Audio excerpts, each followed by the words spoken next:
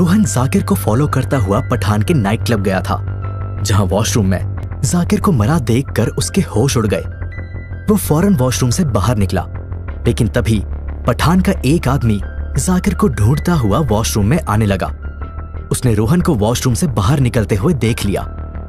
ऐसे में उसे कुछ गड़बड़ लगी और वो वॉशरूम के अंदर गया और वहां जाकिर की लाश देखकर हक्का पक्का रह गया। उधर रोहन पठान के नाइट क्लब से निकलकर वापस आहूजा के बंगले पर आ गया। अगली सुबह पूरे सिंगापुर में जाकिर के कत्ल की खबर आग की तरह फैल गई। टीवी, अखबार, रेडियो, हर जगह यही ब्रेकिंग न्यूज फ्लैश हो रही थी। आहूजा कॉरपोरेशन के वाइस प्रेसिडेंट जाकिर खान अब नहीं रहे। गिरीश आहूजा के एक्स बिजनेस पार्टनर पठान के नाइट क्लब में हुआ उनका कत्ल। हत्यारे ने बेरहमी से किए चाकू से सैकड़ों वार। पुलिस कर रही कातिल की तलाश। ये ब्रेकिंग न्यूज सुनते ही रिया के हाथ में पकड़ा हुआ टीवी का रिमोट नीचे गिर गया। फिर वो फौरन खड़ी हुई और सीधा रोहन के कमरे की ओर भागी, जहां रोहन आराम से कॉफी पीता हुआ कुछ सोच रहा था। रोहन, क्या तुम्हें पता चला?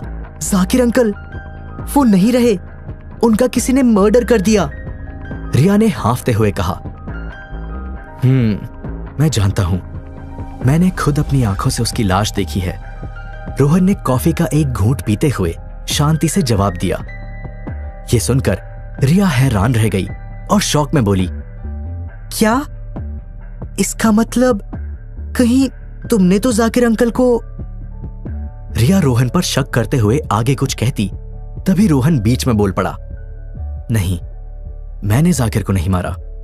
हां, मैं उसे फॉलो जरूर कर रहा था। रोहन ने सीरियस होकर कहा। यदि तुमने जाकिर को नहीं मारा तो फिर किसने मारा होगा? जाकिर तो हमारा दुश्मन था, फिर उसे रास्ते से हटाने में हमारी मदद कौन करेगा? रिया ने कंफ्यूज होकर पूछा। इस पर रोहन बोला, इसका जवाब तो मैं भी नहीं जानता। या फिर ऐसा भी हो सकता है कि जाकिर का दूसरा भी कोई दुश्मन हो जो उसे रास्ते से हटाना चाहता हो। यह सुनकर रिया कुछ देर चुप रही, फिर बोली, खैर जो हो गया सो हो गया, लेकिन हमें आज जाकिर अंकल का फ्यूनरल अटेंड करने उनके घर जाना होगा। इस पर रोहन बोला, मेरे ख्याल में हमें वहां जाना अवॉइड करना चाहिए। पता नहीं हमारा वहां जाना तुम्हारे लिए सेफ होगा या नहीं। यह सुनकर रिया रोहन के पास आई और बोली, Rohan, we have to go. Zakir uncle हमारे ऑफिस के वाइस प्रेसिडेंट थे और यदि हम दोनों वहां नहीं गए तो सभी हम पर ही शक करेंगे। रिमेंबर, कल ही बोर्ड मीटिंग में हम दोनों की जाकिर अंकल से सबके सामने बहस हुई है, तो किसी को भी हम पर शक करने की और वजह मत दो। रोहन को रिया की बात में दम लगा और वो जाकिर के फ्यूनरल में जाने को रेडी हो गया। गुड, तुम जल्दी से रेडी हो जाओ, तब तक मैं पता लगाता हूं कि फ्यूनरल कितने बजे है। इतना कहकर रिया रोहन के कमरे से जाने लगी, लेकिन वो जैसे ही गेट पर पहुंची, हितेश और चेतन दौड़ते हुए वहां आ गए। रोहन, वो... हितेश कुछ कहने ही वाला था कि तभी रोहन बोला, हां मैं जानता हूं, तुम दोनों अंदर आओ, सब बताता हूं। फिर रिया ने एक नजर रोहन को देखा और वो वहां से चली गई। इधर हितेश और चेतन रोहन के पास आकर बैठ गए। रोहन ने उन्हें भी कल रात की सारी कहानी सुना दी, जिसे सुनकर वो भी हैरान रह गए और सोचने लगे कि जाकिर को किसने मारा होगा। कुछ देर बाद रोहन रेडी होकर डाइनिंग एरिया में आ गया और चेतन और हितेश के साथ रिया के आने का इंतजार करने लगे। तभी उन्होंने देखा कि मयंक भी रेडी होकर कहीं जा रहा है। जब मयंक की नजर रोहन पर पड़ी तो वो उसके पास आया और बोला, मिस्टर जाकिर की मौत की खबर तो तुम्हें लग ही गई होगी। इस पर रोहन ने बस हां में अपना सर हिला दिया और वो कुछ नहीं बोला। फिर मयंक बोला, बड़े दुख की बात है कि मिस्टर जाकिर अब नहीं रहे। इस पर भी रोहन ने कोई रिएक्ट नहीं किया। फिर मयंक रोहन के और नजदीक गया और उसके कान में बोला, वैसे तुम भी कल रात गायब थे, कहीं किसी नाइट क्लब में एंजॉय तो नहीं कर रहे थे? ये सुनते ही रोहन ने मयंक को घूर कर देखा। जवाब में मयंक भी रोहन को घूरने लगा। तभी रिया वहां आ गई। आई एम रेडी, चलें? रिया ने मयंक को इग्नोर करके रोहन से कहा। इस पर रोहन ने हाँ में अपनी गर्दन हिला दी और वो रिया को लेकर वहां से चला गया। दोपहर में रोहन और रिया जाकिर के घर आ गए, जहां उसके फ्यूनरल की तैयारी चल रही थी।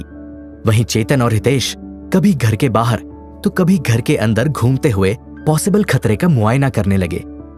कुछ देर बाद जाकिर के परिवार और ऑफिस के लोग आकर उसकी बॉडी पर फूलों की माला चढ़ाकर उसे श्रद्धांजलि देने लगे।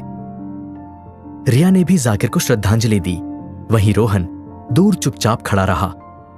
तभी मयंक वहां आ गया और आहूजा कॉरपोरेशन के लोगों से कुछ बात करने लगा, जिसके बाद सभी रोहन को घूर घूर कर शक भरी निगाहों से देखने लगे।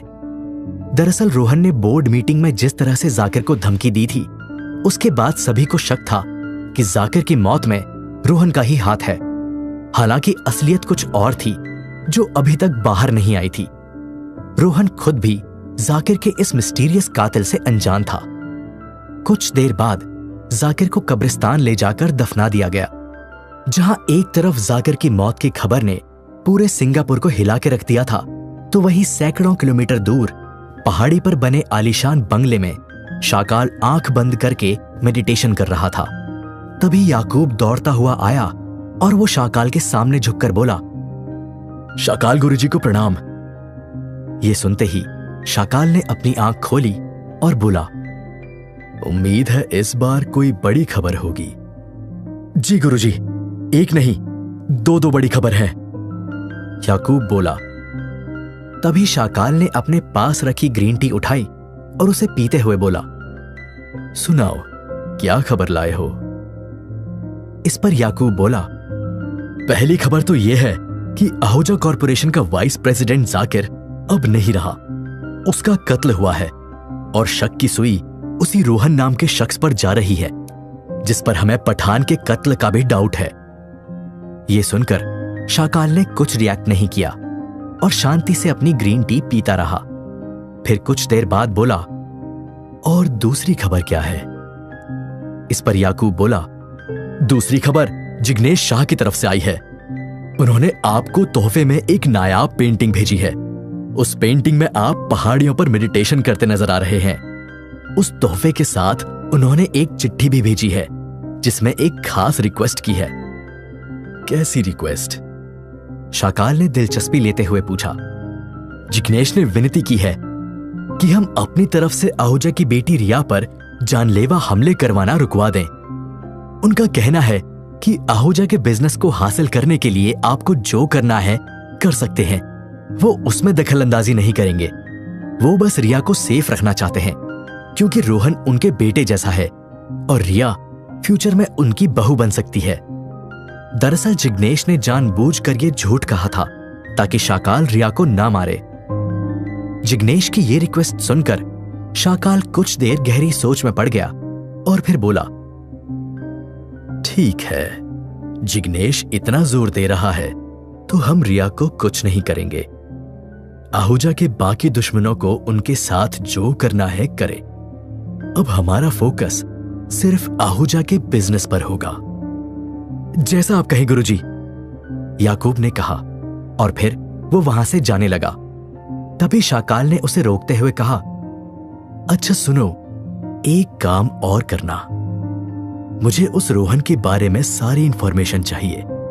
मुझे ये दिलचस्प आदमी लग रहा है और फिर जिग्नेश उसे इतनी इंपॉर्टेंस दे रहा है तो जरूर उसमें कुछ खास होगा।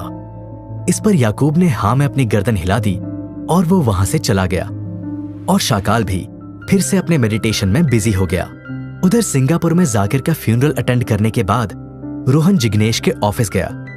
हालांकि जिग्नेश उसे वहां नहीं मिला। उसे पता चला कि वो अपने घर पर है। ऐसे में रोहन जिग्नेश के घर गया। जिग्नेश का ये घर दिखने में किसी राजा महाराजा की पुरानी हवेली जैसा था। यहां घर के बाहर एक बड़ा सा गार्डन था, जहां बहुत सी खूबसूरत और एंटीक मूर्तियां रखी थी। फिर रोहन जैसे ही घर के अंदर घुसा तो उसे दरवाजे पर एक खूबसूरत लड़की दिखी। गुलाब की पंखुड़ियों जैसे होंठ, घुटनों तक आते लंबे बाल, पतली कमर और कोरा बदन। ये लड़की दिखने में बेहद सुंदर और प्यारी थी। उस लड़की की सुंदरता देखकर एक पल के लिए रोहन के मन में भी ख्याल आया कि जग्गू अंकल आखिर इतनी सुंदर सुंदर नौकरानियां कहां से लाते हैं। आप कौन? उस लड़की ने रोहन से पूछा। जी मैं रोहन, मुझे जग्गू अंकल मेरा मतलब जिग्नेश शाह से मिलना है, वो मुझे अच्छे से जानते हैं, रोहन ने जवाब दिया। यह सुनकर लड़की कुछ नहीं बोली और वो रोहन को डाइनिंग हॉल तक ले गई। इस दौरान रोहन जिग्नेश के घर की खूबसूरती को निहार रहा था। इस घर का इंटीरियर और सजावट सब कुछ काफी यूनिक और एंटीक था। दीवारों पर कई अजीब और महंगी पेंटिंग्स लटकी हुई थी। दरअसल जिग्नेश का सिंगापुर के पॉश एरिया में भी एक मॉडर्न बंगला था, लेकिन उसे अपनी इस पुरानी हवेली में ज्यादा सुकून मिलता था, इसलिए वो ज्यादातर अपने इसी घर में रहता था। उस लड़की ने रोहन को डाइनिंग एरिया के सोफे पर बिठाकर इंतजार करने को कहा और फिर वो चली गई। रोहन डाइनिंग एरिया में रखी नायाब चीजों को निहार रहा था। तभी जिग्नेश खांसता हुआ बाहर आया। उसने एक शॉल भी ओढ़ रखी थी। उसकी आंखें लाल हो रही थी और वो बीच बीच में छींक भी रहा था। क्या बात है, आज तो तुम बिना बुलाए ही मेरे पास आ गए, इतना कहकर जिग्नेश फिर से खांसने लगा। आप ठीक तो हैं? रोहन ने पूछा। नहीं, मुझे वायरल हुआ है, हालत थोड़ी डाउन है, इसलिए आज ऑफिस भी नहीं गया, इतना कहकर जिग्नेश रोहन के सामने चेयर पर बैठ गया और फिर जेब से एक सिगार निकालकर पीने लगा। और बताओ रोहन, कैसे आना हुआ? Let me guess, Zakir? Jignesh ने सिगार का कश लेते हुए कहा और फिर खांसने लगा। इस पर रोहन बोला, अब क्या बोलूं, आपको तो सब पता रहता है। वैसे अच्छा किया जो तुमने जाकिर को मार दिया, वरना वो रिया पर हमले कराना कभी बंद नहीं करता, जिग्नेश बोला। जिस पर रोहन फटाक से बोल पड़ा, जाकिर को मैंने नहीं मारा जग्गू अंकल, मुझे लगा कम से कम आप तो मुझ पर शक नहीं करेंगे। यह सुनते ही जिग्नेश को जोरदार झटका लगा। क्या, जाकिर को तुमने नहीं मारा? तो फिर वो कैसे मरा? जवाब जानने को बेताब जिग्नेश ने पूछा। इस पर रोहन ने जाकिर के हत्या वाली रात की पूरी घटना जिग्नेश को सुना दी। यह सुनकर जिग्नेश भी एक पल के लिए सोच में पड़ गया कि आखिर जाकिर को किसने मारा होगा। तभी रोहन को गेट पर मिली वो खूबसूरत लड़की चाय लेकर आ गई। उसे देखते ही जिग्नेश डर गया और उसने अपनी सिगार फेंककर पैर के नीचे दबा ली। रोहन को यह बात बड़ी अजीब लगी। तभी वो लड़की रोहन को चाय सर्व करके जिग्नेश की ओर पलटी। उसे स्मोकिंग की स्मेल आ गई। फिर वो जिग्नेश को घूरते हुए फटकार लगाने लगी। आप फिर सिगरेट पीने लगे? डॉक्टर ने आपको मना किया है ना? देखना, अब सिगार को हाथ भी लगाया तो मुझसे बुरा कोई नहीं होगा। रुकिए, मैं आपके लिए सूप लेकर आती हूं, वो पीना। इतना कहकर वो लड़की वहां से चली गई। ये नजारा देखकर रोहन से रहा नहीं गया और वो बोला, वैसे आपकी नौकरानी आपको काफी डरा कर रखती है। इस पर जिग्नेश बोला, तुम पागल हो, वो नौकरानी नहीं, मेरी बेटी कोयल है। यह सुनकर रोहन हैरान रह गया। बेटी? लेकिन आपकी तो कभी शादी भी नहीं हुई, रोहन ने पूछा। एक्चुअली कोयल मेरी अडॉप्टेड डॉटर है, जिग्नेश ने कहा। जिसे सुनकर रोहन को हैरानी हुई और वो सोच में डूब गया। तभी जिग्नेश बोला, तुम ये सब छोड़ो, मेरे पास तुम्हारे लिए एक गुड न्यूज है। क्या? रोहन ने पूछा। शाकाल का मैसेज आया था, उसने वादा किया है कि वो आज के बाद रिया पर कोई हमला नहीं करेगा। यह सुनकर रोहन खुश हुआ। गुड, अब हमें सिर्फ किसी तरह बिग बुल तक पहुंचकर उसे रोकना है, फिर रिया पूरी तरह सेफ हो जाएगी और मेरे दादाजी की कत्ल का सच भी बाहर आ जाएगा। इस पर जिग्नेश बोला, वैसे मैं किसी को जानता हूं जो तुम्हें बिग बुल तक पहुंचा सकता है। यह सुनते ही रोहन के कान खड़े हो गए और उसने दिलचस्पी लेते हुए पूछा, कौन? तो कौन है ये शख्स जो रोहन को बिग बुल तक ले जाएगा? क्या रोहन बिग बुल जैसे पावरफुल डॉन को हरा पाएगा या फिर उसके हाथों मारा